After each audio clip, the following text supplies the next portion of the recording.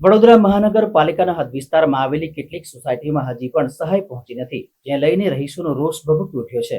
વડોદરા શહેરના વારસિયા વિસ્તારમાં આવેલ હરિકૃપા સોસાયટીના મકાનોમાં વરસાદી પાણી ભરાઈ જવાના કારણે 4 દિવસ સુધી વિસ્તારમાં અંધારપટ છવાઈ ગયો હતો।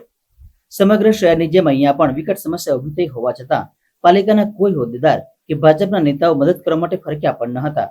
પૂરના પાણી ઉતરી ગયા બાદ આ દિન સુધી વારસિયા વિસ્તારની હરિકૃપા સોસાયટીમાં મદદ માટે ફૂડ પેકેટથી લઈને અન્ય કોઈ સહાય પહોંચાડવામાં આવી નથી, જેને લઈને આજે રહીશોએ રોષ વ્યક્ત કર્યો હતો।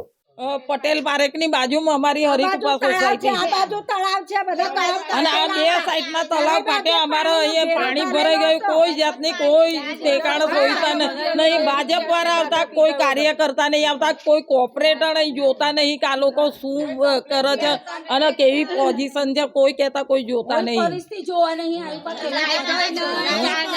4 દિવસ લાઈટો નહીં, અમે ખુરશીઓ પર બેસી રહ્યા છે, પાણી નહીં પીવાનું, લાઈટો નથી, અમે અંધારામાં બેસી રહ્યા છે 4 દિવસ જાણી। કોઈ કહેતા કોઈ અહીં દેખભાલ કરવા નહીં આવતા, કોઈ જોવા નહીં આવતા, લાઈટો વાળા ફોન બી નહીં ઉઠાવતા।